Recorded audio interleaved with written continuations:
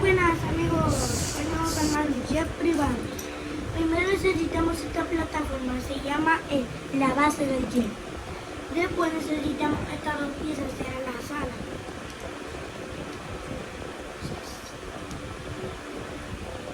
Después que ya tenemos esta parte, le ponemos una placa de la planta de esta, arriba. Esta es la cabina, se la ponemos. Es que esta es la más pequeña. Así la tenemos que poner. Entonces la parte trasera vamos a poner la cosa de nivel así, que quede así.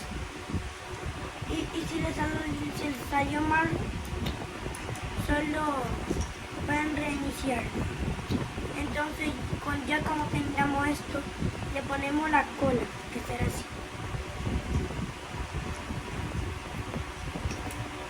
De ese tamaño será la cola. De ese tamaño. Entonces necesitamos de esta. Una de estas. Para los motores necesitamos una placa negra y le ponemos así.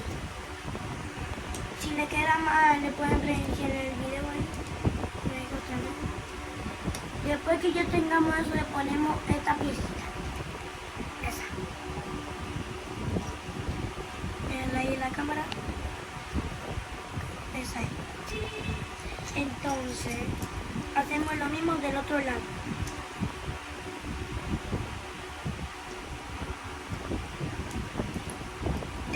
Ya casi no está quedando nuestro jet privado.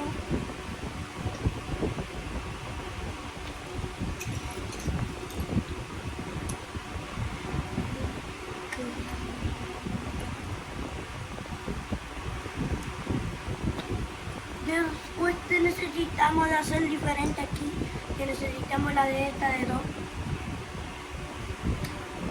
Después ponemos así, mira. Donde le quede eso es que es los botones. Para la cabina necesitamos una pieza de rallador con una amarilla plana, que le quede así.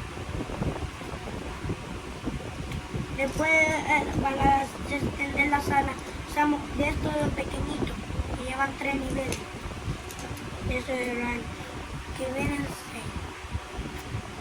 Después que lo tengamos, después le ponemos una placa negra, esta de la planta, que están atrás del motor, le ponemos una.